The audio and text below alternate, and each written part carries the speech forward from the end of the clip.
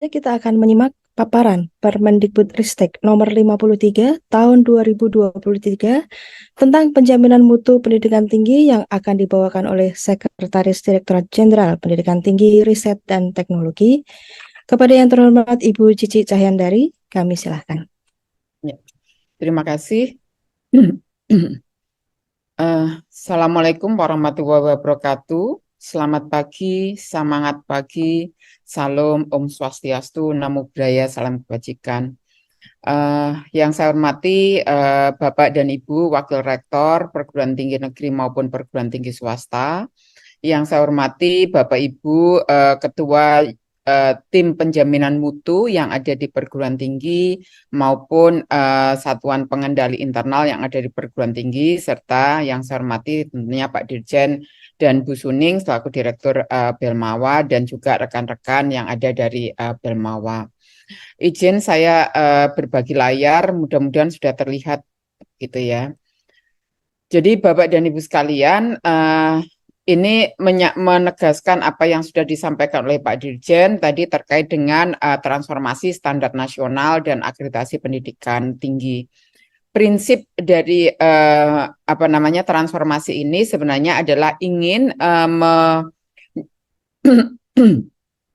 menegakkan atau menempatkan perguruan tinggi terkait dengan otonomi akademik yang saat ini memang sebenarnya melekat pada setiap perguruan tinggi. Oke. Oleh karena itu, di dalam menjalankan otonomi akademik yang ada, maka transformasi ini diperlukan dalam upaya juga untuk mengantisipasi terkait dengan adanya dinamika pendidikan tinggi yang saat ini sangat berkembang cepat. Jadi pendidikan tinggi ini mempunyai potensi dampak yang tercepat karena kita tahu bahwa pendidikan tinggi itu adalah ujung dari series pendidikan yang ada mulai dari PAUD sampai pada tingkat pendidikan tinggi. Oleh karena itu, pendidikan tinggi merupakan memiliki potensi dampak yang tercepat di dalam menghasilkan SDM unggul dan membangun SDM unggul. Nah, dengan adanya dinamika dan disrupsi teknologi, perkembangan teknologi yang ada, maka pendidikan tinggi yang ada di Indonesia ini perlu untuk kemudian beradaptasi lebih cepat. Agar apa? Agar mampu bersaing di tingkat dunia.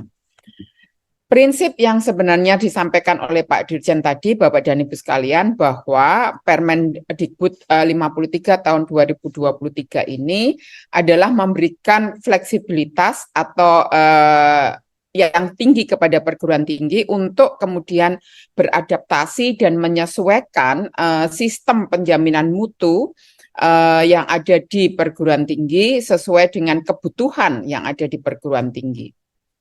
Nah, ini yang mohon maaf menjadi kunci dari esensi 53 tahun 2023. Tetapi bukan berarti bahwa dengan adanya fleksibilitas yang ada di perguruan tinggi, itu kemudian perguruan tinggi menurunkan standarnya.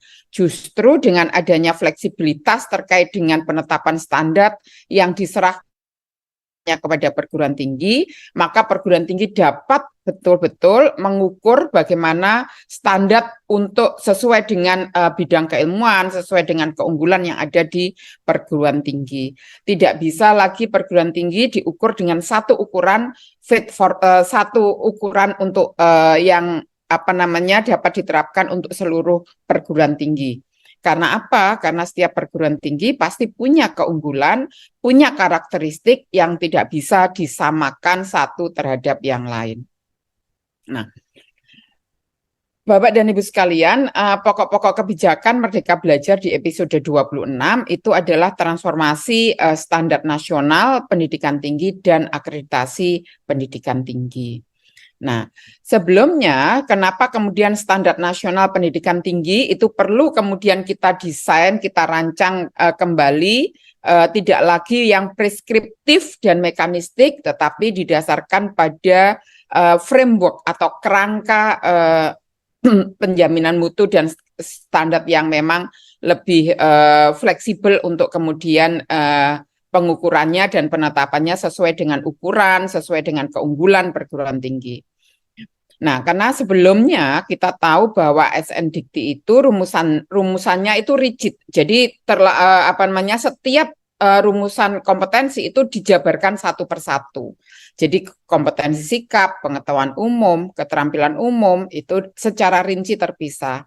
Nah, di mana juga mahasiswa program sarjana itu dalam tugas akhirnya itu wajib untuk menyusun skripsi. Jadi seolah-olah skripsi itu hanya satu-satunya ukuran untuk kemudian sebagai ukuran di dalam melaksanakan tugas akhir. Kemudian di dalam SNDT yang lain yang sebelumnya juga mahasiswa program magister itu wajib publikasi dalam jurnal ilmiah terakreditasi dan program doktor itu wajib publikasi dalam jurnal ilmiah internasional yang bereputasi. Di samping itu di dalam SNDikti yang sebelumnya itu adalah satu SKS itu diatur secara rigid dan kaku. Bahwa satu SKS itu harus terdiri dari 50 menit perkuliahan, kemudian 60 menit per minggu untuk tugas terstruktur dan 60 menit per minggu untuk tugas mandiri. Padahal dengan tuntutan dinamika pendidikan tinggi pembelajaran yang ada, maka kerangka ini atau aturan ini tuh menjadikan kaku sehingga tidak memungkinkan perguruan tinggi untuk berinovasi di dalam melaksanakan proses pembelajarannya. Oleh karena itu, perguruan tinggi menjadi kurang leluasa di dalam merancang proses dan bentuk pembelajaran sesuai dengan kebutuhan keilmuan dan perkembangan teknologi. Nah, di sisi lain, Bapak dan Ibu sekalian, sejak adanya kebijakan Kampus Merdeka atau Merdeka Belajar episode kedua itu sampai saat ini telah ada 760.000 mahasiswa itu yang berkegiatan di luar program studi dan di luar kampus. Dan bahkan lebih dari 1.000 kolaborasi penelitian antara perguruan tinggi dan industri yang melibatkan mahasiswa dan dosen. Nah, keterlibatan siswa dan dosen ini harus diakomodasi sebagai suatu model pembelajaran yang memang lebih link dan match dengan kebutuhan atau dengan dunia kerja serta dunia kehidupan yang sesungguhnya. Nah, apabila seperti disampaikan tadi bahwa proses pembelajaran harus ditetapkan secara rigid 50 menit di dalam tatap muka, 60 menit tugas terstruktur, 60 menit tugas mandiri, maka kegiatan-kegiatan ini menjadi sampai saat ini menjadi sulit untuk kemudian diukur, bahkan masih banyak perguruan tinggi yang sulit untuk mengkonversi kegiatan-kegiatan pembelajaran di luar kampus ini ke dalam SKS yang mata kuliah yang ada. Nah, oleh karena itu melalui Merdeka episode 26 ini, Bapak dan Ibu sekalian, atau melalui Permen 53 tahun 2023 ini, maka standar pendidikan tinggi yang baru itu hanya berfungsi sebagai kerangka saja untuk mutu penyelenggaraan pendidikan tinggi. Jadi tidak lagi deskriptif dan preskriptif seperti formulasi begitu atau mengatur secara rinci. Beberapa penyederhanaan yang terjadi terkait dengan pada aspek standar pendidikan tinggi, kemudian standar kompetensi lulusan dan standar proses pembelajaran dan penilaian. Nah, contoh penyederhanaan yang kita tertuang di dalam Permen 53 ini, Bapak dan Ibu sekalian. Jadi kalau sebelumnya itu standar pendidikan, standar penelitian, dan standar pengabdian kepada masyarakat itu masing-masing terdiri atas 8 standar, sehingga Bapak Ibu bisa bayangkan di dalam menyusun dokumen akreditasi harus ada 24 standar yang tertuang di dalam dokumen akreditasi atau instrumen akreditasi. Tetapi sekarang ini kita hanya kemudian menyederhanakan bahwa standar pendidikan, standar penelitian, dan standar pengabdian pada masyarakat itu hanya terdiri dari 3 standar saja. Yaitu yang kita ukur apa? Ya udah luarannya, karena itu clear yang memang akan terlihat. Jadi standar luaran, Kemudian prosesnya seperti apa untuk bisa mencapai luaran tersebut? Maka ada standar proses, dan kemudian untuk bisa menjalankan proses tersebut, pre-requirement-nya apa? Yaitu ada standar masukan. Dengan demikian, ini akan memberikan ruang yang lebih luas kepada perguruan tinggi untuk lebih mendefinisikan kegiatan penelitian maupun pengabdian pada masyarakat sesuai dengan karakteristik dan situasi yang ada.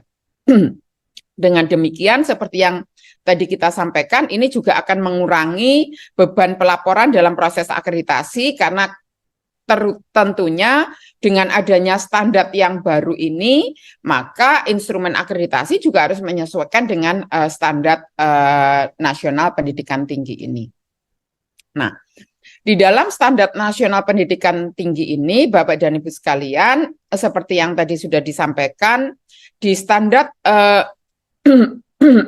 maaf, lulusan ini merupakan yang diukur adalah standar luaran pendidikan, itu adalah standar luaran kompetensi lulusan.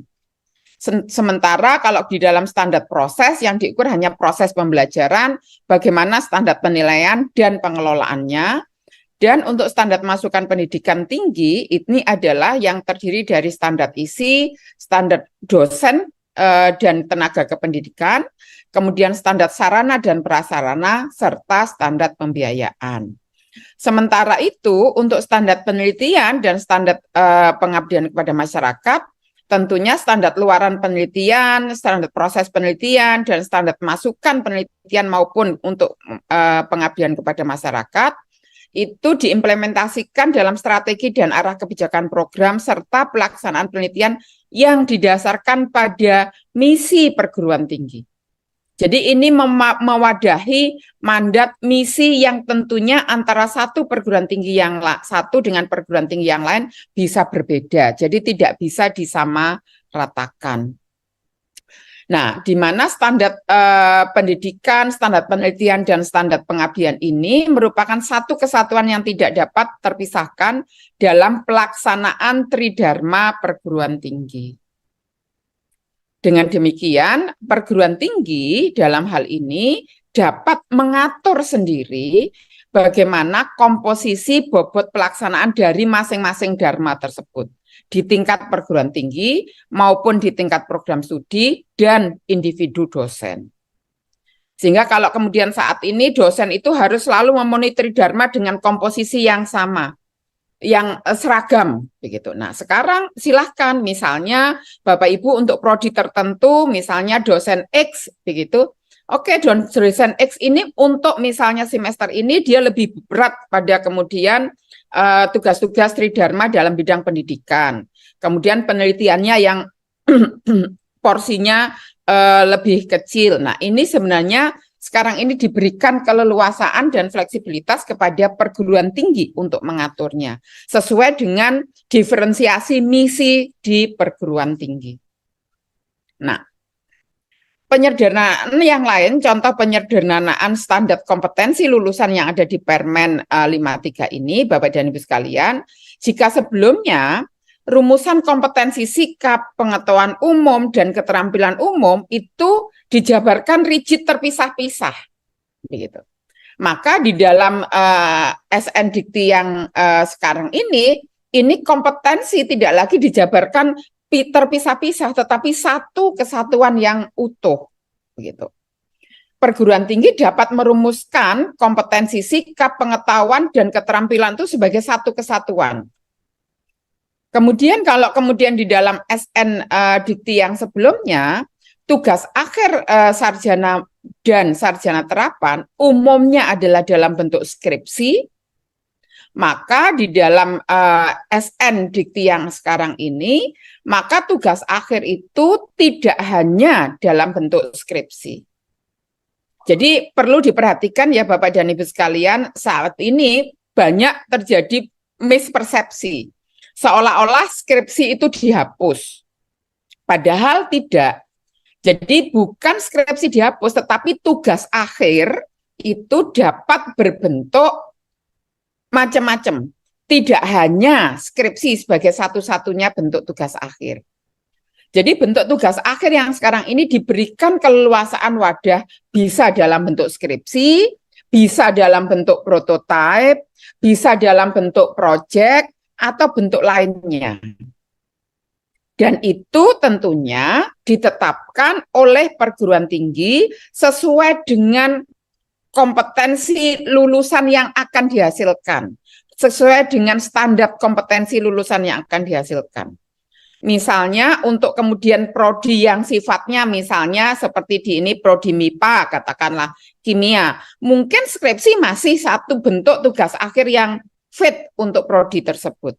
Tetapi misalnya untuk prodi bisnis, apakah skripsi itu satu-satunya bentuk yang fit?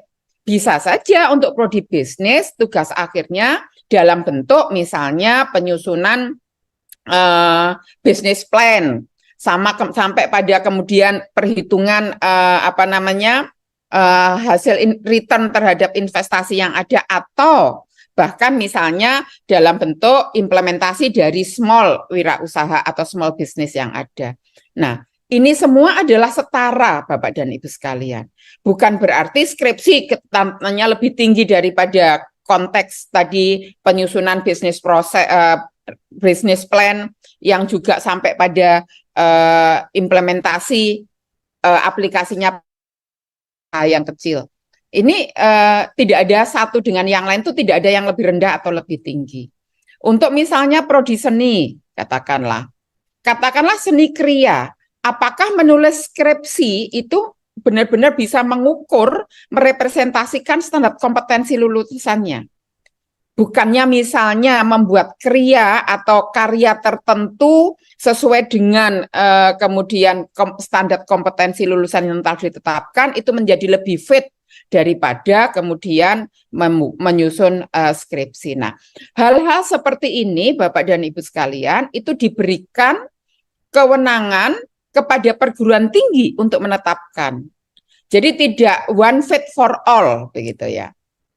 Nah, kemudian untuk mahasiswa magister terapan diwajibkan menerbitkan makalah di jurnal ilmiah terakreditasi. Kemudian untuk program doktor diwajibkan menerbitkan makalah di jurnal internasional bereputasi. Padahal tidak seluruhnya mungkin bidang studi itu fit untuk kemudian menghasilkan publikasi di jurnal. Bisa saja untuk program-program yang sifatnya terapan itu adalah hasilnya tidak bisa, bahkan tidak mungkin dipublikasikan. Karena misalnya ini menjadi hak paten atau menjadikan karya yang perlu untuk mendapatkan haki, sehingga tidak boleh dipublikasikan. Nah, bentuk-bentuk seperti ini yang saat ini diberikan fleksibilitas kepada perguruan tinggi untuk menetapkan. Bukan berarti kemudian tadi Bapak dan Ibu sekalian, tidak adanya jurnal ilmiah dihapuskan itu kemudian seolah-olah mengurangi atau menurunkan standar kompetensi lulusan, tidak seperti demikian. Karena ukuran tugas akhir dari masing-masing bidang itu tentunya tidak bisa hanya direpresentasikan oleh adanya publikasi. Ada bentuk-bentuk lain yang bisa merepresentasikan standar kompetensi lulusan. Sehingga ini yang perlu kemudian difahami secara bersama agar tidak terjadi mispersepsi. Begitu. Jadi skripsi sekarang ini hanya menjadi salah satu bentuk tugas akhir, bukan satu-satunya bentuk tugas akhir. Itu ya. Nah, di dalam standar luaran Bapak dan Ibu sekalian terkait dengan standar kompetensi lulusan itu dirumuskan merupakan kriteria minimal sebagai satu kesatuan dari sikap, keterampilan, dan pengetahuan yang menunjukkan capaian mahasiswa dari hasil pembelajarannya selama studi.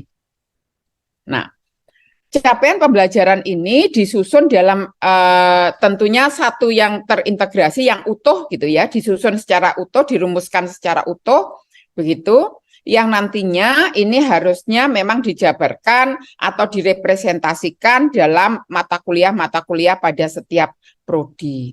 Nah, mata kuliah di setiap prodi itu dapat mempunyai capaian pembelajaran mata kuliah yang tentunya berkontribusi pada capaian pembelajaran lulusan. Nah, kemudian yang berikutnya, konsep yang ada di kerangka yang ada di Permen 53 ini adalah penyederhanaan standar proses pembelajaran dan penilaian. Kalau sebelumnya, Bapak dan Ibu sekalian, di dalam proses pembelajaran itu eksplisit disebutkan bahwa satu SKS itu terdiri dari 3 kegiatan. 50 kegiatan kegiatan tatap muka, kemudian 60 menit kegiatan tugas terstruktur, dan 60 menit tugas mandiri. Jadi 50, 60, 60.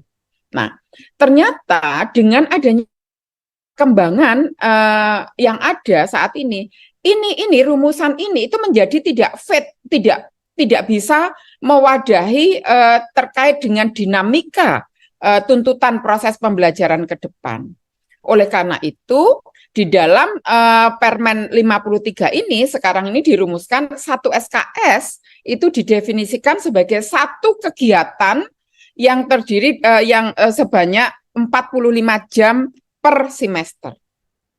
Nah, apakah kemudian 45 jam per semester ini secara keseluruhan pembagiannya seperti apa? Silahkan perguruan tinggi yang menetapkan di dalam standar perguruan tingginya. Jadi, tapi bukan berarti bebas semau-maunya ya, tetapi tentu ada standar yang ditetapkan oleh perguruan tinggi. Oleh karena itu, ini tim penjaminan mutu yang ada di perguruan tinggi perlu setelah dengan terbitnya Permen 53 ini memang perlu memperbarui standar dan sistem penjaminan mutu yang ada di perguruan tinggi masing-masing. 45 jam per semester ini apakah kemudian harus terdiri dari 3 aktivitas tersebut? Boleh terdiri dari 3 aktivitas tersebut, boleh kemudian mau blok, karena misalnya ini tugas semua secara utuh, begitu, tetapi hasil tugasnya nanti yang harusnya dapat merepresentasikan capaian pembelajaran mata kuliah yang telah dirumuskan, itu diserahkan kepada perguruan tinggi. Dan dengan seperti ini, Bapak dan Ibu sekalian, proses pembelajaran dapat dilaksanakan secara blok. Jadi 45 jam per semester itu tidak perlu harus misalnya dijabarkan per minggu, karena ada beberapa kemudian bidang keilmuan yang tidak mungkin melakukan penjabaran itu setiap minggunya. Bisa saja itu dilakukan blok waktu. Yang penting bahwa dalam satu semester, satu SKS itu proses pembelajaran itu adalah 45 jam dan harus dipastikan dapat mencapai capaian pembelajaran setiap mata kuliah yang ada. Ini konsep yang ada. Oleh karena itu, seperti Merdeka Belajar Kampus Merdeka, MBKM, yang mahasiswa melaksanakan kegiatan di luar kampus, begitu ya, selama 1 semester, nah ini kan menjadi mudah untuk kemudian mengakuinya di dalam konteks atau frame standar yang proses yang baru ini. Kalau yang kemarin itu masih banyak resistensi dari para dosen. Nah, ini kan tidak ada, misalnya tidak memenuhi standar proses pembelajaran, menjadi sulit untuk kemudian diakui. Nah, dengan adanya fleksibilitas saat ini, maka setiap bentuk proses pembelajaran itu dapat kemudian diwadahi di dalam SN Dikti ini, dan tentunya perguruan tinggi dapat kemudian mengembangkan standar perguruan tinggi di dalam mendefinisikan atau menerjemahkan, merumuskan proses pembelajaran selama 45 jam per semester untuk per SKS-nya. Di samping itu, Bapak dan Ibu sekalian, sebelumnya penilaian itu selalu direpresentasikan dengan angka dan huruf. A misalnya setara dengan skala 4, B setara dengan skala 3. Padahal ada beberapa proses pembelajaran itu yang memang tidak bisa dinilainya dengan angka atau dengan huruf. Gitu kan? Oleh karena itu di dalam Permen 53 ini penilaian mata kuliah tidak hanya berbentuk indeks prestasi, tapi juga dapat dalam bentuk lulus atau tidak lulus. Contohnya ini, mahasiswa pada saat melakukan magang di industri, maka proses magang itu satu kesatuan, misalnya begitu ya. Dan industri itu pasti menetapkan entry point-nya mahasiswa ini seperti apa.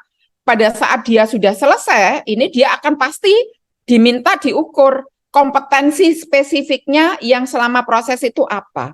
Nah, kompetensi ini kan yang dicapai, dia akan bisa mendapatkan sertifikasi misalnya di dalam keahlian tertentu, kan tidak bisa.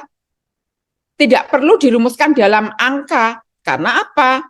Industri mengatakan, loh, dia sudah punya kompetensi, sudah lulus, begitu saja. Nah, ini yang kemudian menjadi dapat dilakukan dengan SN Dikti yang baru ini. Jadi penilaian mata kuliah tidak hanya berbentuk indeks prestasi, tetapi juga dapat berbentuk lulus atau tidak lulus. Nah, khusus pada mata kuliah yang berbentuk kegiatan di luar kelas, contohnya yang tadi, atau misalnya uji kompetensi, maka mata kuliah tersebut kan tidak perlu dinyatakan dalam SKS, tidak perlu dinyatakan dalam nilai atau kemudian huruf.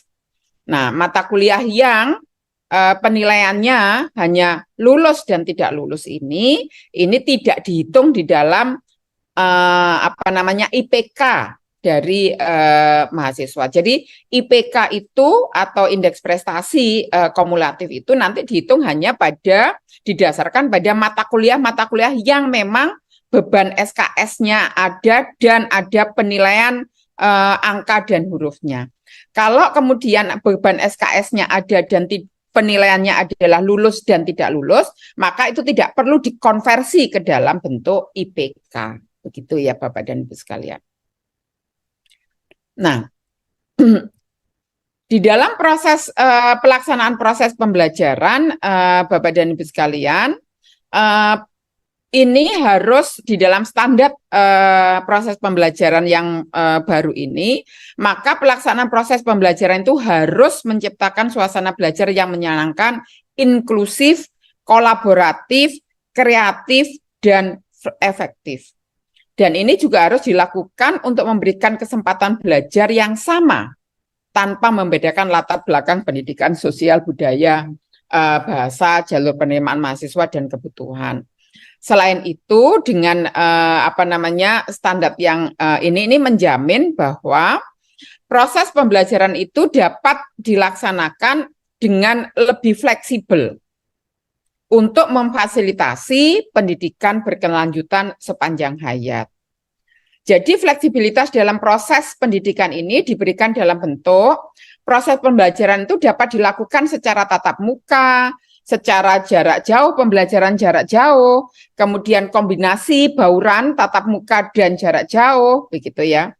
Serta adanya keleluasaan kepada mahasiswa untuk mengikuti pendidikan dari berbagai tahapan kurikulum atau studi sesuai dengan kurikulum program studi.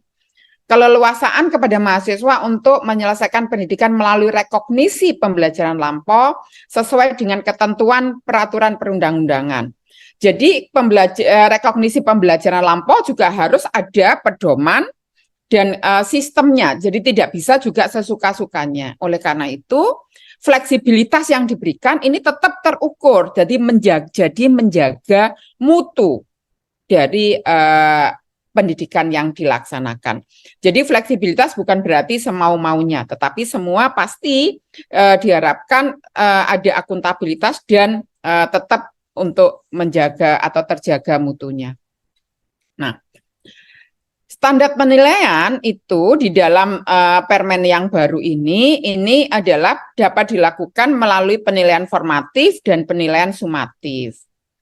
Nah, penilaian formatif ini sebenarnya bertujuan untuk memantau perkembangan belajar mahasiswa, memberikan umpan balik agar mahasiswa memenuhi capaian pembelajarannya dan memperbaiki proses pembelajaran. Sementara untuk yang penilaian sumatif ini memang untuk menilai capaian hasil belajar sebagai dasar penentuan kelulusan mata kuliah dan kelulusan program studi.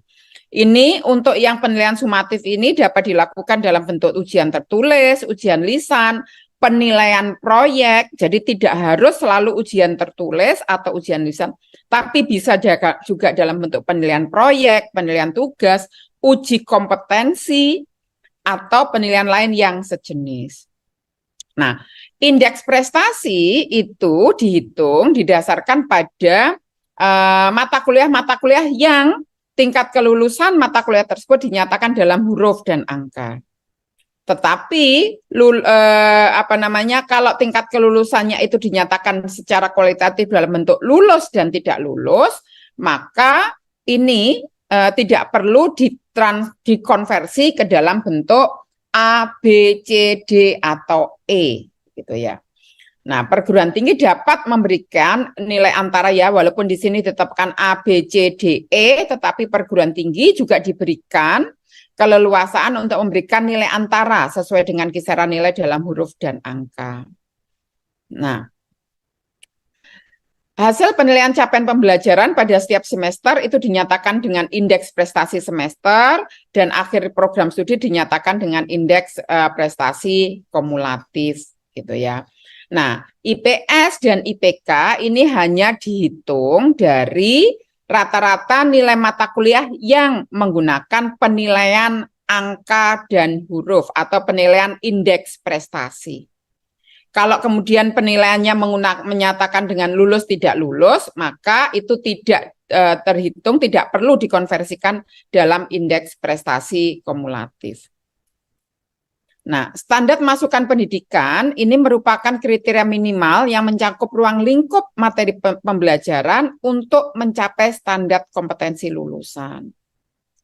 Nah, ini materi pembelajaran ini memiliki tingkat kedalaman dan keleluasaan sesuai dengan jenis, program, dan standar kompetensi dengan memperhatikan tentunya Bapak dan Ibu sekalian perkembangan ilmu pengetahuan dan teknologi yang ini menjadi dasar keilmuan program studi, perkembangan iptek yang mutakhir dan relevan dengan program studi, dan konsep baru yang dihasilkan dari penelitian terkini dan dunia kerja yang relevan.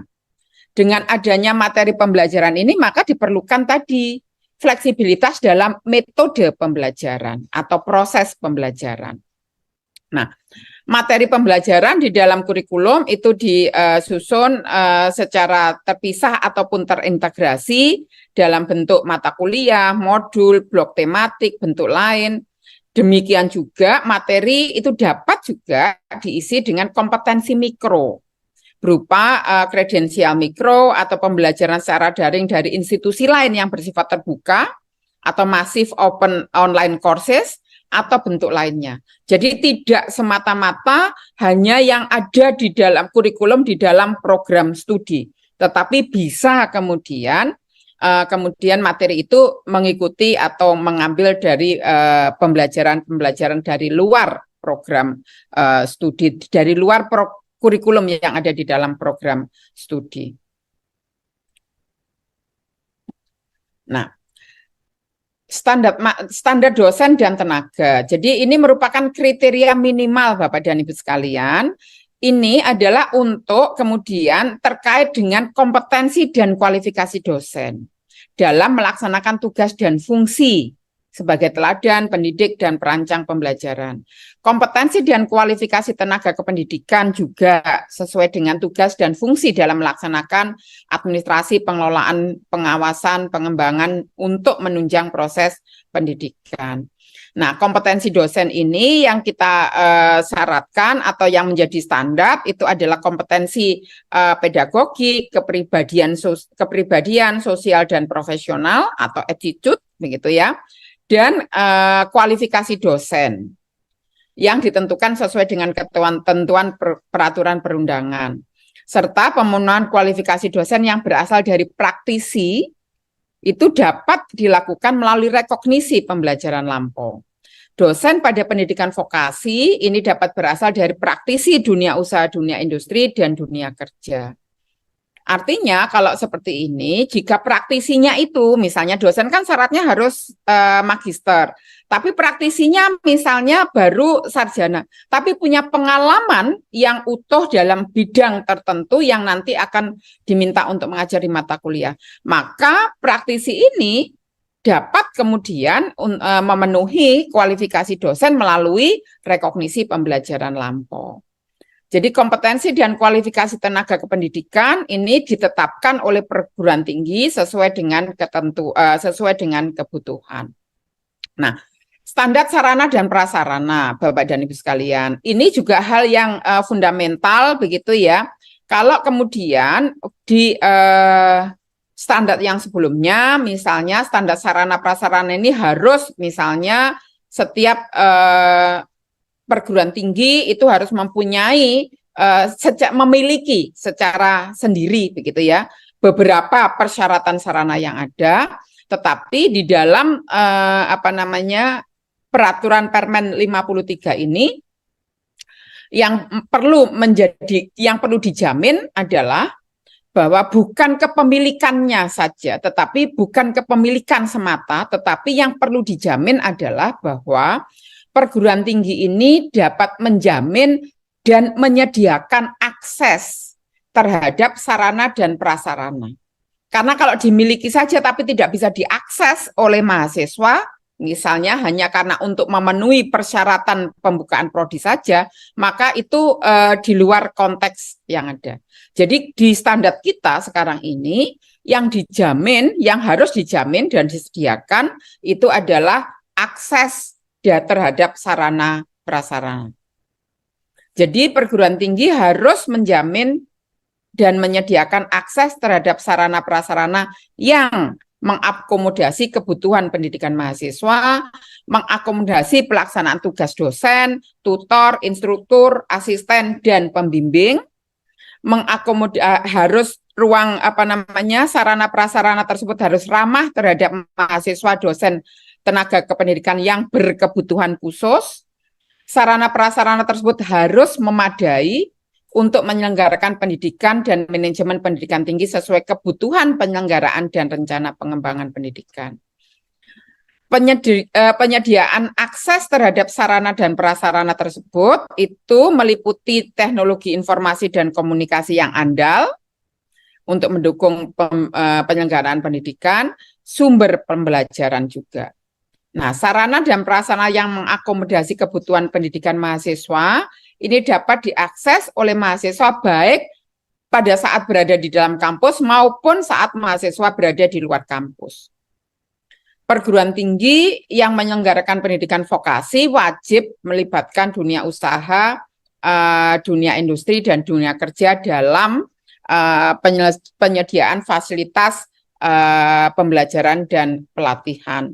Perguruan tinggi juga harus menjamin kesinambungan ketersediaan akses terhadap sarana dan prasarana. Nah, penjaminan dan penyediaan akses tersebut, Bapak Ibu sekalian, harus memenuhi ketentuan bahwa itu harus aman, selamat, dan sehat. Begitu kelengkapan pencegahan dan pemadam kebakaran serta penanggulangan kondisi darurat.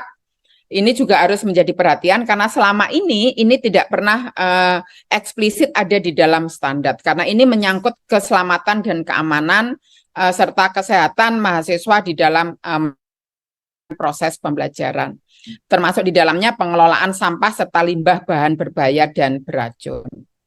Nah, standar masukan pendidikan ini pembiayaan, ini adalah pembiayaan pendidikan itu meliputi biaya investasi dan biaya operasional.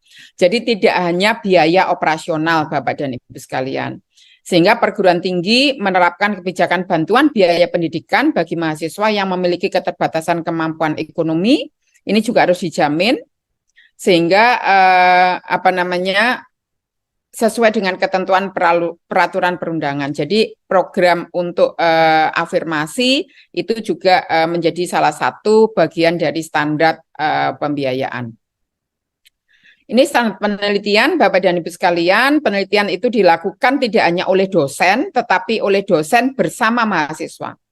Dapat dilakukan oleh dosen saja, oleh dosen bersama mahasiswa, atau oleh mahasiswa dan dengan bimbingan dosen. Jadi aktor utamanya bisa dosen, bisa mahasiswa. Jadi kalau aktor utamanya dosen, bisa dosen sekelompok dosen itu sendiri atau dosen bersama mahasiswa. Tapi kalau aktor utamanya mahasiswa harus dengan bimbingan dosen, gitu ya. Penelitian juga dapat dilakukan oleh peneliti, peneliti bersama dosen, atau peneliti bersama dosen dan mahasiswa. Nah, mahasiswa yang terlibat penelitian dengan bimbingan dosen atau peneliti dapat menerima SKS. Jadi dapat dihargai dalam bentuk SKS. Penelitian bersama yang dilakukan oleh dosen, peneliti, dan mahasiswa ini harus dikelola oleh perguruan tinggi dengan menerapkan sistem yang paling sedikit mengatur tentang penjabaran tugas, hak, dan kewajiban para pihak dalam kegiatan penelitian. Jadi harus ada prosedur, harus ada SOP-nya, tentunya ditetapkan dulu standar yang di perguruan tingginya. Ini hal yang sama untuk standar pengabdian kepada masyarakat, hanya ada 3 standar, di mana pengabdian kepada masyarakat itu dilakukan oleh tadi dosen, dosen bersama mahasiswa, ataukah mahasiswa dengan bimbingan dosen. Jadi hal yang sama seperti pada penelitian. Nah, ini tadi yang disampaikan Bapak dan Ibu sekalian, bahwa beban belajar itu masa tempuh kurikulum. Jadi di dalam kerangka standar yang ada sekarang ini tidak ada terminologi masa studi. Tetapi yang ada adalah masa tempuh kurikulum. Nah, kalau kemudian misalnya Bapak dan Ibu sekalian, masa tempuh kurikulum itu kita sebut misalnya untuk yang mudah saja begitu ya, sarjana. Sarjana selama ini kan selalu disebutkan adalah 8 semester dengan masa studi misalnya 4 sampai 7 tahun. Nah, di dalam standar pendidikan kita, pendidikan tinggi ini, maka yang kita set adalah masa tempuh kurikulum. Misalnya ini, dalam satu masa program sarjana, maka masa tempuh kurikulumnya itu didesain untuk 8 semester. Tetapi di SN Dikti ini tidak kemudian menetapkan berapa masa studi paling lama. Kami tidak di dalam permen ini tidak mengatur terkait dengan masa studi. Tetapi yang diatur adalah masa tempuh kurikulum. Kemudian apakah dengan masa tempuh ini mahasiswa boleh sampai kapanpun lulus? Nah, itu kewenangan itu diberikan kepada perguruan tinggi. Apakah perguruan tinggi ingin kemudian menetapkan untuk meningkatkan efisiensi dan produktivitas suatu perguruan tinggi dengan selama ini sudah punya studi rata masa studinya adalah misalnya 5 tahun, sehingga perguruan tinggi ini menentukan oke, masa tempuh kurikulum 8 semester untuk program sarjana, masa studinya dibatasi misalnya maksimum katakanlah 6 tahun untuk perguruan tinggi X, itu disilahkan.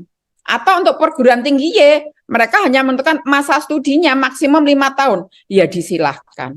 Atau untuk perguruan tinggi yang lain, perguruan tinggi Z, maunya masa studinya paling lambat misalnya 7 tahun, ya disilahkan. Tetapi yang kita atur adalah masa tempuh kurikulum. Jadi masa tempuh kurikulum ini adalah 2 semester untuk 1 tahun akademik, begitu ya. Dari 1 tahun akademik itu ada semesternya hanya ada 2 semester.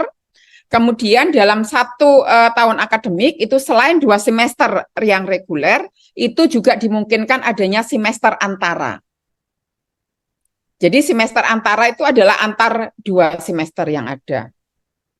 Beban belajarnya dinyatakan dalam bentuk SKS, di mana 1 SKS itu setara dengan 45 jam per semester. Pemenuhan beban belajar ini bisa dalam bentuk kuliah, responsi, tutorial. Pengaturannya ini akan diberikan, diserahkan kepada perguruan tinggi. Beban belajar itu juga dapat dilakukan di luar program studi, dalam bentuk pembelajaran dalam program studi di luar, dalam program studi dalam kampus, beda program studi di dalam kampus, atau di luar program studi di luar kampus.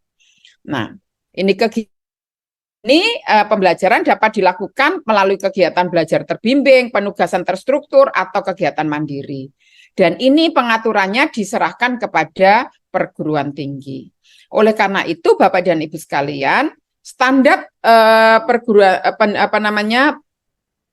pendidikan tinggi ini sebenarnya kerangka, tetapi pengaturan lebih firmnya diberikan kepada kewenangan kepada perguruan tinggi.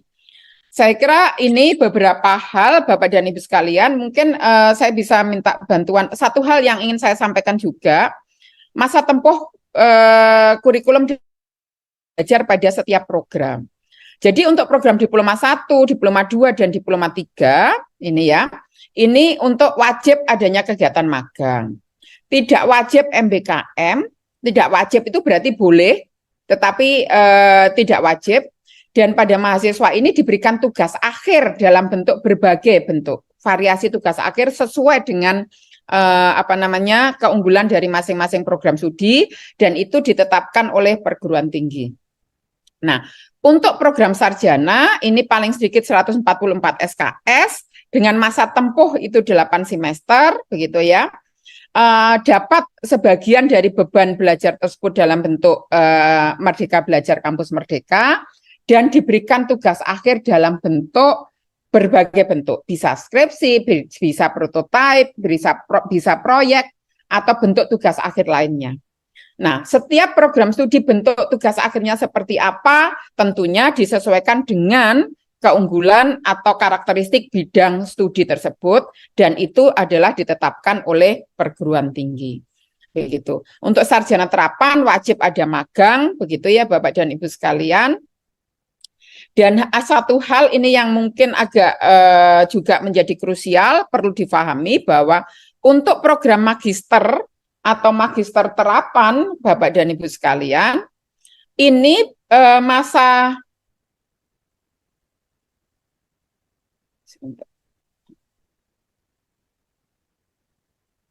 ini beban belajarnya adalah 54 SKS sampai 72 SKS. Dengan masa tempuh 3 semester sampai 4 semester. Pertanyaannya adalah, berarti kita harus menambah mata kuliah ya Bu dengan standar sekarang? Jawabannya tidak. Terus karena sebenarnya jujur Bapak Ibu, kalau kemudian kita melihat mahasiswa-mahasiswa magister yang selama ini tesisnya hanya dihargai 6 SKS untuk 1 semester, apakah kemudian real beban studi mahasiswa ini benar-benar hanya, mohon maaf, 6 jam per minggu ada di kalau kemudian dia tugas akhirnya riset ada di lab, pasti tidak mungkin, karena real beban yang ditanggung oleh mahasiswa dalam mengerjakan tesis itu melebihi 6 SKS. Nah, ini yang tentunya representasi SKS itu tidak sesuai dengan beban real mahasiswa. Nah, dengan adanya beban belajar yang saat ini diatur 54 SKS dan 70 sampai 72 SKS ini sebenarnya untuk bisa menghargai dan merepresentasikan beban real mahasiswa di dalam melaksanakan pembelajaran di program magister. Nah, untuk program doktor ini memang tidak diset SKS-nya, tetapi hanya diset masa tempuh kurikulumnya, yaitu 2 semester pembelajaran yang mendukung penelitian dan 4 semester proses penelitian. SKS-nya berapa? Nah, tentunya kita ini adalah ingin kesetaraan. Beberapa program doktor yang ada di luar negeri, perguruan tinggi di luar negeri itu tidak ada yang men-set SKS, tetapi lebih yang di-set adalah capaian pembelajaran atau luaran atau standar kompetensinya apa. Untuk bisa mencapai standar kompetensi yang telah ditetapkan tersebut, maka apa yang harus dilakukan atau dipenuhi oleh mahasiswa selama proses belajar di program doktor ini. Sehingga apakah untuk bisa menetapkan mencapai standar kompetensi yang ditetapkan tersebut perlu misalnya 50 SKS, ataukah untuk itu adalah 60 SKS, ataukah kemudian 70 SKS, itu sebenarnya juga ditetapkan oleh perguruan tinggi. Untuk program profesi paling sedikit 36 SKS, dan untuk spesialis, subspesialis itu ditetapkan oleh perguruan tinggi bersama profesi.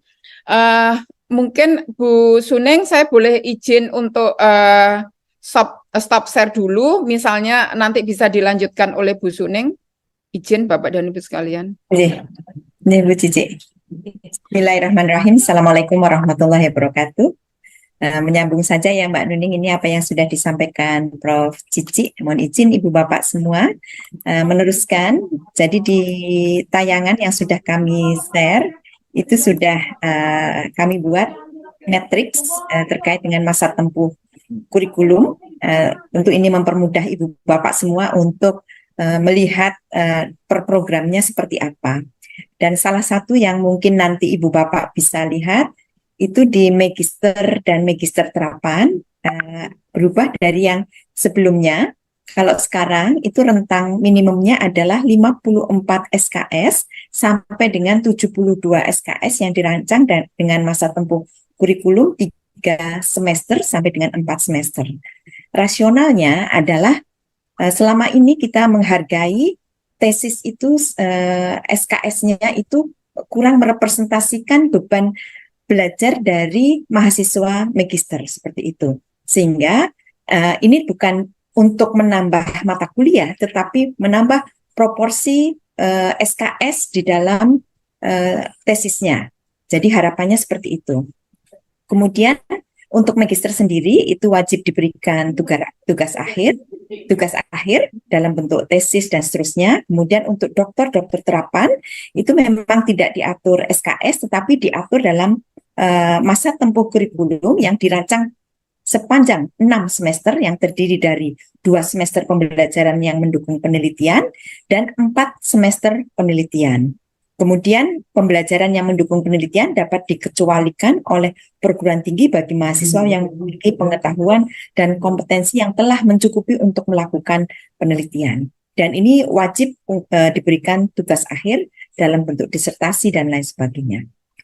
Untuk profesi itu paling sedikit 36 SKS yang dirancang dalam masa tempuh kurikulum 2 semester. Kemudian untuk spesialis atau program subspesialis, beban belajar dan masa tempuh kurikulum disusun dan ditetapkan oleh perguruan tinggi bersama organisasi profesi, kementerian lain dan atau lembaga pemerintah non-kementerian yang bertanggung jawab atas mutu layanan profesi sesuai dengan ketentuan peraturan perundang-undangan.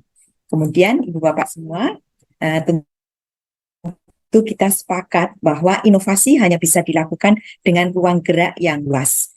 Jadi Permendikbudristek nomor 53 tahun 2023 ini itu memberikan otonomi pada perguruan tinggi dan program studi untuk bergerak sesuai dengan visi dan misinya.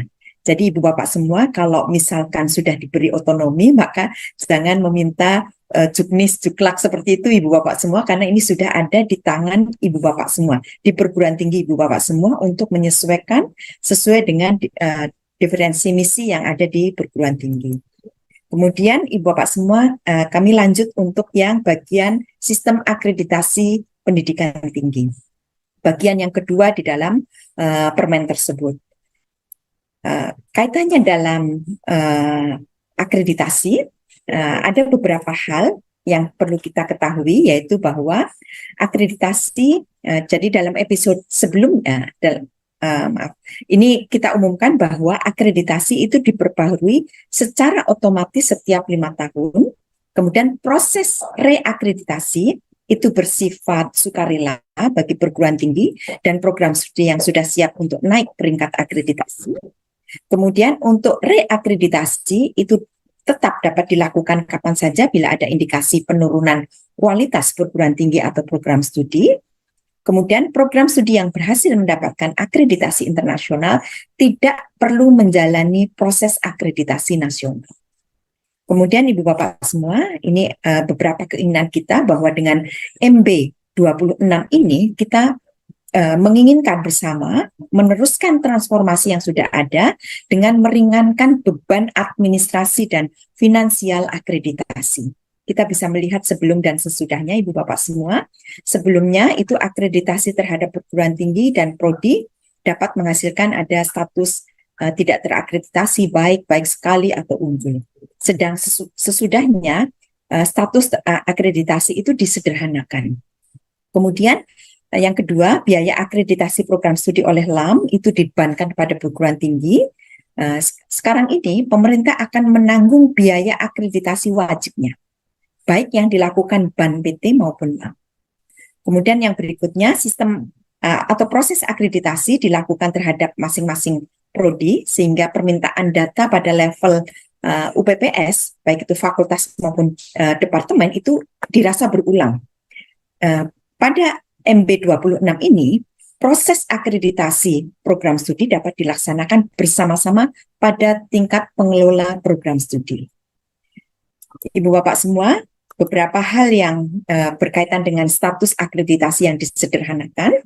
Kalau sebelumnya kita punya akreditasi baik di perguruan tinggi maupun prodi, itu menghasilkan status tidak terakreditasi, terakreditasi baik, baik sekali, dan unggul. Jadi ada 4 status.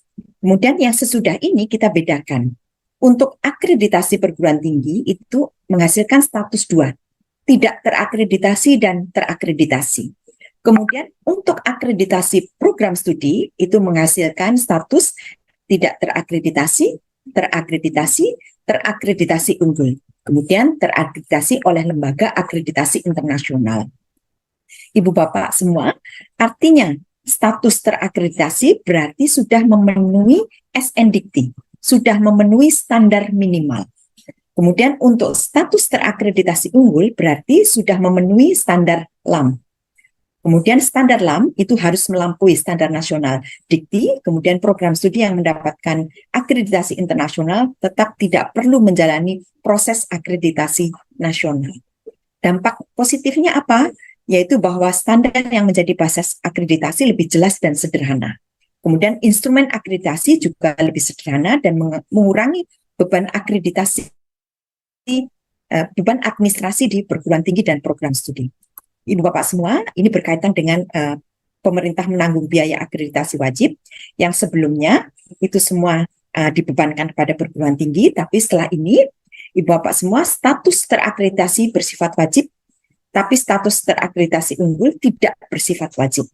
Pemerintah menanggung biaya asesmen untuk status terakreditasi, kemudian perguruan tinggi menanggung biaya asesmen untuk status terakreditasi unggul. Tentu dampak positifnya perguruan tinggi tidak lagi menanggung biaya asesmen untuk yang bersifat wajib, kemudian perguruan tinggi yang belum mampu atau merasa belum perlu untuk program studinya mendapatkan status terakreditasi unggul tidak harus mengajukan asesmen akreditasi unggul ke LAM. Ibu Bapak semua, berkaitan dengan proses akreditasi yang dapat dilakukan pada tingkat UPPS, kalau sebelumnya prodi masing-masing. Kalau setelah ini, Ibu Bapak semua, proses akreditasi dilaksanakan pada proses akreditasi dapat dilaksanakan pada tingkat UPPS. Apakah itu departemen, apakah itu jurusan atau sekolah atau fakultas. Sehingga data yang sama dapat diserahkan sekaligus untuk beberapa program studi. Ya, ini untuk mengurangi beban administrasi dari perguruan tinggi. Kemudian Ibu Bapak semua, berikutnya, apa langkah selanjutnya bagi perguruan tinggi, Badan Akreditasi Nasional, perguruan tinggi, dan LAM?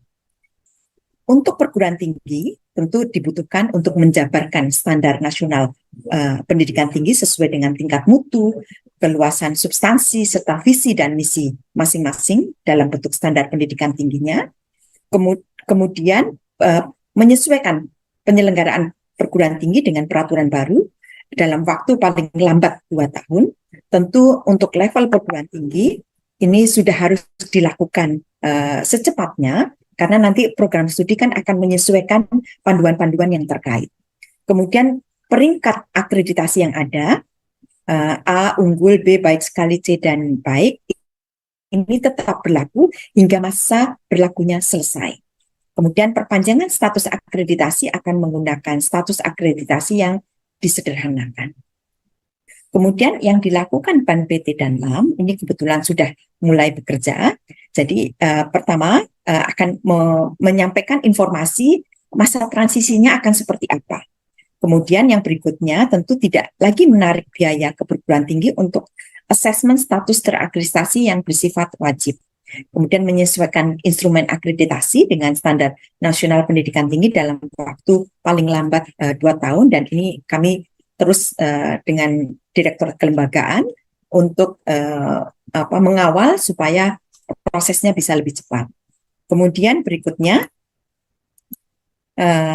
Ibu Bapak, dengan transformasi standar dan akreditasi pendidikan yang lebih memerdekakan, maka tentu perguruan tinggi memiliki ruang gerak lebih luas dan dalam melakukan diferensiasi misi, dan beban administrasi dan finansial perguruan tinggi untuk akreditasi berkurang, dan perguruan tinggi bisa lebih adaptif dan fokus pada peningkatan mutu tridharma perguruan tinggi.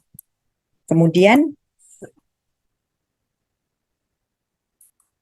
berikutnya ini beberapa bagian, tentu nanti Ibu Bapak bisa melihat secara detail karena waktu sepertinya sudah banyak sekali pertanyaan. Jadi Ibu Bapak semua, ini ada beberapa hal nanti yang Ibu Bapak bisa pelajari ya, untuk membantu yang ada di permen tersebut.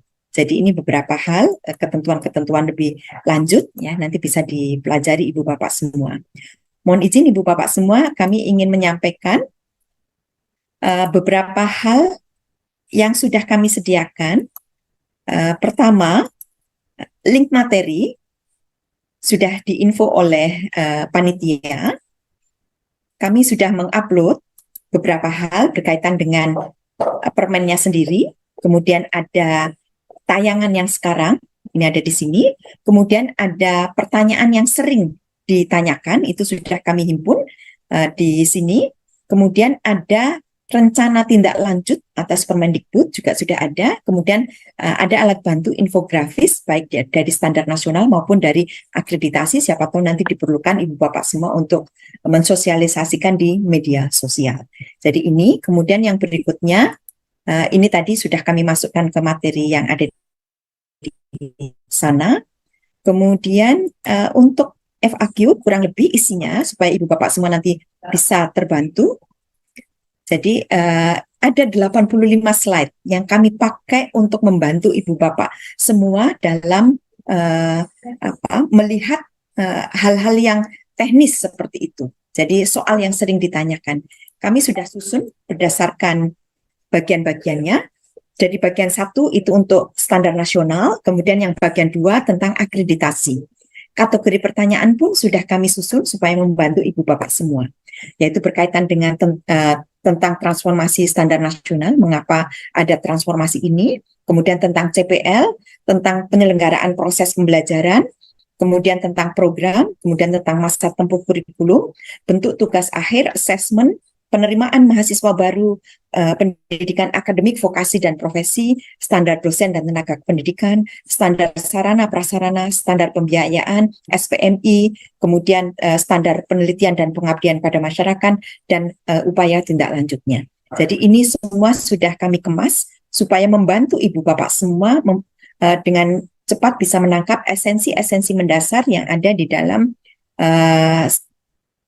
penjamu PT tersebut atau Permen Ristek Dikti nomor 53 tahun 2023. Kemudian di sini juga kami tayangkan berkaitan dengan tindak lanjut beberapa hal yang perlu kita lakukan, sudah ada di sini. Ya, kami bantu dengan tayangan supaya lebih memudahkan Ibu Bapak semua. Jadi beberapa tindak lanjut yang perlu kita lakukan. Yang pertama, apa langkah lebih lanjut yang perlu dilakukan perguruan tinggi terkait dengan SNDikti? Tentu kita melihat pengelolaan ini ada masa transisi 2 tahun. Sehingga perguruan tinggi perlu menjabarkan SNDikti di tingkat operasional. Jadi Ibu Bapak semua, kami tidak memberikan juknis dan juklak karena kemerdekaannya sudah kami berikan seperti itu, dan Ibu Bapak semua secara otonomi menjabarkan SNDikti di tingkat operasional menjadi standar pendidikan tinggi sesuai dengan tingkat mutu dan keluasan substansi masing-masing. Kemudian standar pendidikan tinggi itu ditetapkan oleh pemimpin perguruan tinggi setelah mendapatkan pertimbangan dari Senat Perguruan Tinggi dan Badan Penyelenggara. Kemudian hal yang lain, kita masuk ke akreditasi. Untuk akreditasi, di sini sudah ada kategori pertanyaan berkaitan dengan akreditasi, lembaga akreditasi, status akreditasi, cara membedakan status akreditasi, mekanisme akreditasi, studi kasus status akreditasi, durasi status terakreditasi, akreditasi ulang dan perpanjangan, akreditasi unggul, dan dugaan dan penyelesaian masalah serta status terakreditasi internasional. Ibu Bapak semua, mudah-mudahan 85 slide yang ada di sini itu bisa membantu Ibu Bapak semua di dalam melihat esensi-esensi mendasar yang ada di dalam Permendikbudristek nomor 53 tahun 2023 ini. Jadi Ibu Bapak semua, ini yang mungkin saya share supaya nanti tidak banyak sekali pertanyaan sebetulnya sudah ada di FAQ ini. Jadi seperti ini. Jadi seperti dugaan dan penyelesaian masalah, bagaimana jika terjadi dugaan penurunan mutu pada perguruan tinggi dan program studi yang telah berstatus terakreditasi. Ini ada beberapa hal yang sudah kita atur juga, nanti Ibu Bapak bisa pelajari. Ini kemudian, apakah perguruan tinggi atau prodi dapat mengajukan keberatan terhadap penetapan status akreditasi? Ini juga disampaikan, dapat mengajukan keberatan kepada BAN dan LAM dengan tata cara pengajuan dan penyelesaian keberatan sesuai dengan yang ditetapkan BAN dan LAM. Kemudian ini beberapa hal nanti Ibu Bapak semua mudah-mudahan bisa membantu. Kemudian izin menyampaikan satu slide lagi berkaitan dengan upaya kita untuk melakukan tindak lanjut. Saya akan share di sini, cuma satu slide Ibu Bapak semua.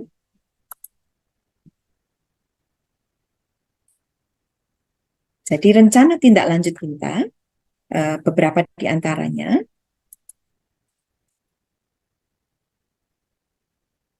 jadi kami coba rangkum menjadi 6 langkah kita ke depan. Yang pertama, bersama-sama kita mendorong perguruan tinggi untuk segera menyesuaikan kebijakan dan standarnya selaras dengan Permendikbudristek 53 tahun 2023. Kami mendapatkan laporan beberapa perguruan tinggi sudah melakukan mapping dan kami sangat mengapresiasi atas tindakan cepat tersebut. Kemudian unit penjaminan mutu internal perguruan tinggi agar menata dan menyesuaikan penjaminan mutu internal perguruan tingginya. Kemudian yang ketiga, instrumen akreditasi BAN PT dan LAM agar menyesuaikan dengan Permendikbudristek nomor 53 tahun 2023 dan akan dilakukan koordinasi bersama Direktorat Bilmawa, BAN PT, LAM PT, dan Direktorat Kelembagaan. Dan ini sudah kita lakukan. Kemudian yang keempat, untuk penilaian lembaga akreditasi internasional yang diakui oleh pemerintah, ini akan dilakukan penilaian oleh tim penilai yang beranggotakan BAN PT, LAM, dan tim yang ditunjuk sesuai dengan Kemendikbudristek 306/2022. Kemudian Ditjen Diktiristek akan melakukan review, dan ini sudah kita lakukan, dan menyelaraskan peraturan-peraturan Kemendikbudristek yang terdampak. Kemudian yang keenam, penyesuaian PD Dikti sesuai dengan Permendikbudristek nomor 53 tahun 2023. Jadi demikian Ibu Bapak semua, semoga hal tersebut bisa memperjelas dan Ibu Bapak semua bisa melakukan langkah-langkah cepat di perguruan tinggi, ya tentu akan ditunggu oleh program studi berkaitan dengan operasional yang ada di perguruan peraturan-peraturan operasional yang ada di perguruan tinggi. Demikian Ibu Bapak semua, mohon maaf kalau waktunya agak melonjak. Wassalamualaikum warahmatullahi wabarakatuh. Selamat pagi menjelang siang Bapak Ibu, Assalamualaikum warahmatullahi wabarakatuh. Ibu Bapak, kita memang rancang sesi tanya jawab, namun saya yakin bahwa berdasarkan paparan Bu Cici, Ibu Direktur, sudah FAQ tadi ya, terutama ya, banyak sekali saya pikir juga pertanyaan-pertanyaan yang kurang lebih seputar itu begitu ya. Saya kira FAQ tersebut akan kita mutakhirkan juga, nanti akan digunakan penghimpunan pertanyaan dari Bapak Ibu pada sesi kali ini, baik melalui chat box di sini, chat box di YouTube, maupun yang mengisi melalui tautan. Ibu Direktur mohon izin kalau pemantauan terakhir ini kita sudah berhasil menghimpun 180 pertanyaan dan ini belum dikurasi. Saya pikir kalau FAQ sudah dicermati akan berkurang-berkurang, tapi nanti akan menjadi pekerjaan rumah begitu ya. Tilmawa. Ibu Direktur izin kalau diperkenankan sampai dengan ada sekitar 5 menit kurang lebih sebelum kita sudahi, kita punya 15 saat ini yang sudah menggunakan fitur raise hand live. Kalau diizinkan Ibu Direktur, mudah-mudahan yang 15, 16, 17 terus bertambah. Mudah-mudahan kita buka kesempatan mungkin untuk 3 penanya pertama, mudah-mudahan tidak berulang yang sudah disampaikan dan mungkin nanti akan dapat mereview bersama-sama materi FAQ yang diberikan. Izin Ibu Direktur, kita berikan kesempatan pertama. Ibu atau Bapak Rose Jogja, ini mohon maaf ternyata fitur rename ada kendala ya Ibu Bapak ya. Silakan sudah diberikan akses untuk menyampaikan Ibu atau Bapak Rose Jogja. Silakan unmute Ibu atau Bapak Rose Jogja. Baik, Ibu Rose, silakan. baik, terima kasih Bapak terkait dengan apa yang sudah disampaikan tadi oleh Ibu Nuneng dan Ibu Cici juga ya.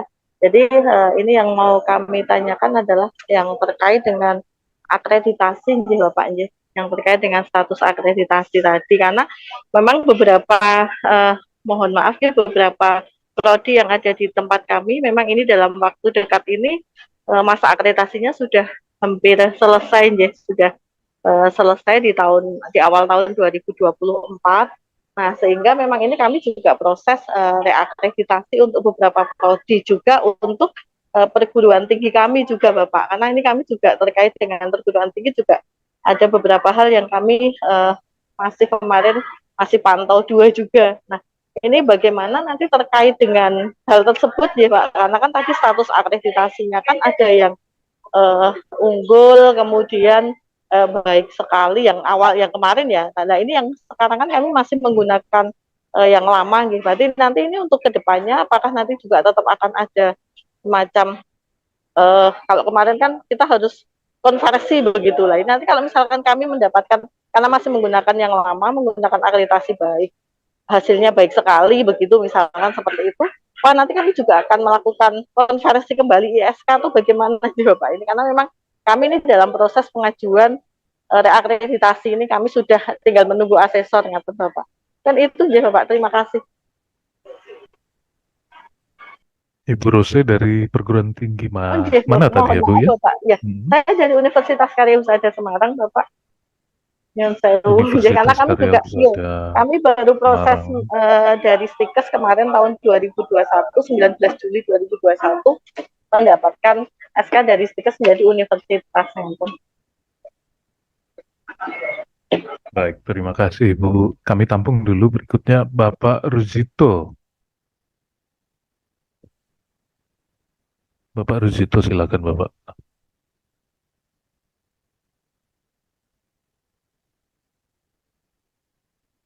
Di unmute Pak Ruzito silakan.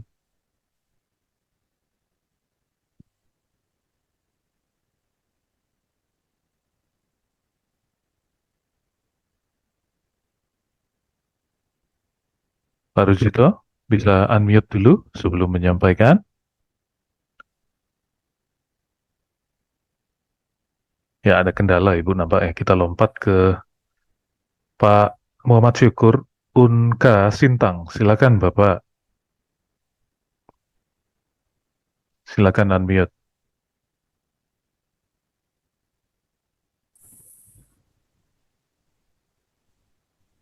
Silakan Pak Syukur.